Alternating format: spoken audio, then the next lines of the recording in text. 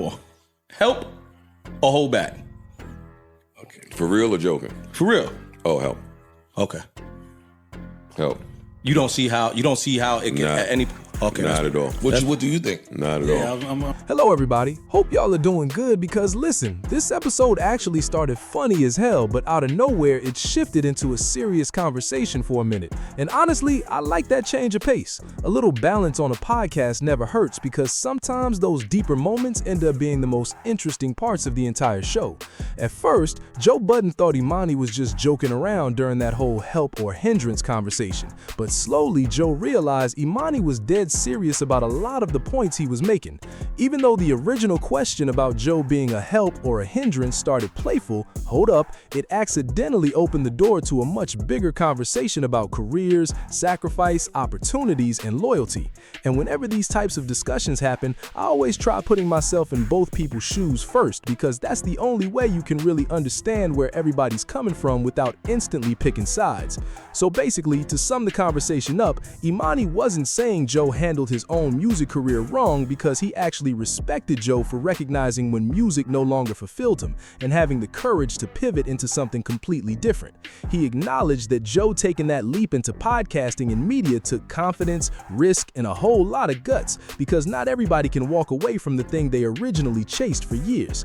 But Imani explained that his own situation felt different because when he personally stopped pursuing music as hard, he didn't really have management support, guidance, or a strong team around him helping him figure out what came next. According to him, things only started changing after he got back to New York, and Joe eventually gave him opportunities, support, and a space where he could slowly rebuild his confidence while learning from the environment around him. And you could tell Imani genuinely appreciated that because he spoke highly about finally understanding how to work within a team structure before eventually stepping out to build his own ventures and identity independently.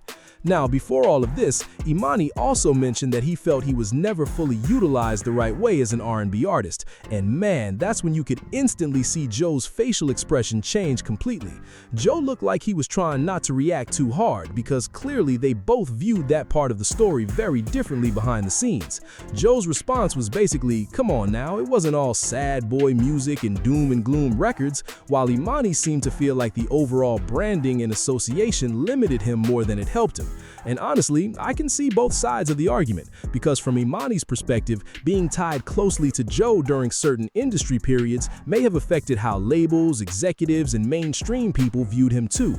If the industry already had mixed feelings about Joe at the time, then naturally some of that energy probably spilled over onto the artists connected to him, whether fair or unfair. Now, I'm not saying that's 100% fact, I'm just reading between the lines based on how long and detailed that conversation got, because they were really unpacking years of history during that segment.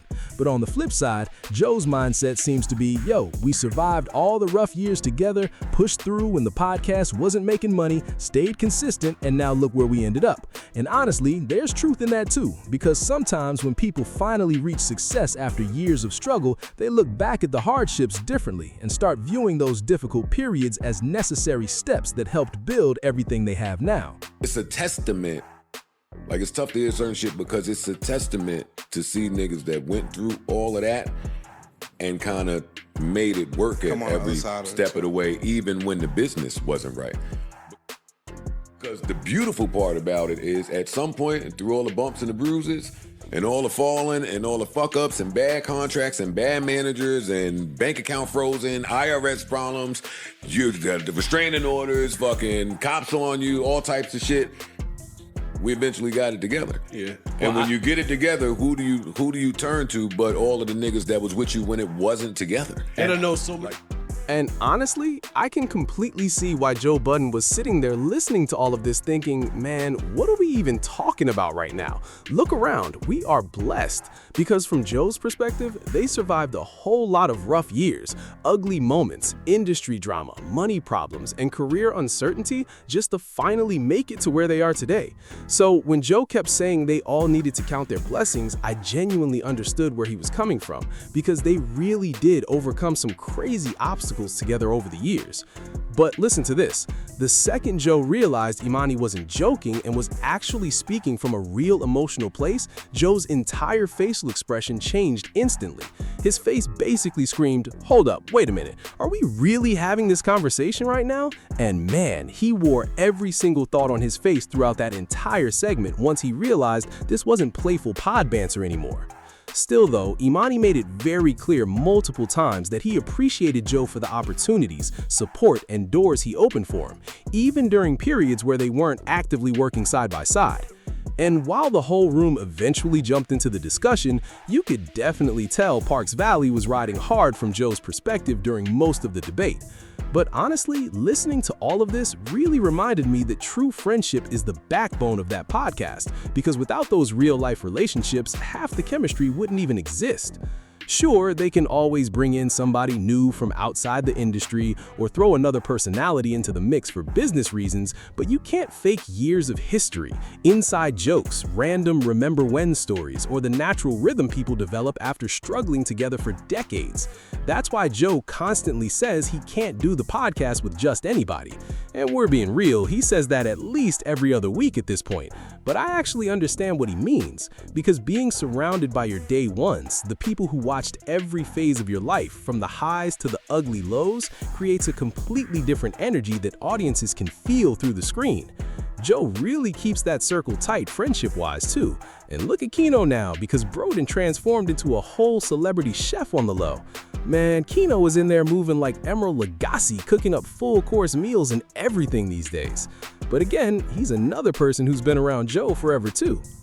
From the outside looking in, it honestly seems like Joe tries putting the people close to him into positions where everybody can eventually win together, at least based on what we see publicly on Patreon and the podcast content. The people who stayed loyal through the rough years definitely seem to be benefiting now, and Joe has been talking heavily lately about those Patreon subscription numbers going crazy behind the scenes. So I wouldn't be shocked if everybody connected to the pod starts feeling a whole lot happier financially real soon, because the platform is clearly still growing.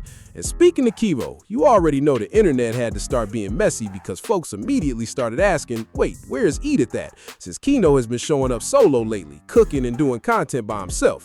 That naturally led people back into talking about the whole Podwife situation again. And now some viewers are even joking that they may need to recast a few people if they bring that concept back around. But if we keep it real, a huge reason people tuned into that content so heavily in the first place was that the Edith and Keno drama had viewers completely locked in every episode. They had some absolutely wild moments together on camera, and I'm still low-key shocked at some of the stuff that happened during that one episode. Y'all already know exactly which episode I'm talking about too. Overall though, this was a really solid podcast, and that help or hold back conversation ended up being way deeper and more interesting than I think anybody expected going into it. At the end of the day, both Joe and Imani are entitled to how they feel, because both perspectives honestly make sense depending on which side of the situation you relate to more. So if y'all watch the episode, let me know. Do you understand Imani stands more, or do you side with Joe's perspective after hearing everything play out? Personally, I understand the whole friends for decades dynamic, because my best friend and I have literally been close since 5th grade, and real long-term friendships like that honestly aren't as common as people think anymore. And I think that's part of why I enjoy watching them pod together, because despite all the arguing, trolling, and chaos, you're still watching people who have genuinely been connected for over 20 years just sitting around chopping it up.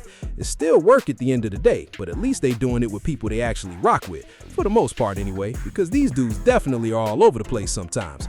Before I get out of here though, a couple quick hits. Ice might seriously be making a late run for Potter in a month, because bro has been holding everybody's feet to the fire lately, speaking freely, calling people out directly, and not protecting relationships at all. And second, man, Lifted really got this man saying every intrusive thought that pops into his head out loud now. And honestly, that's becoming comedy by itself at this point. Thanks for watching, and make sure y'all subscribe to the channel, because it's always more breakdowns, more reactions, and more pod drama on the way.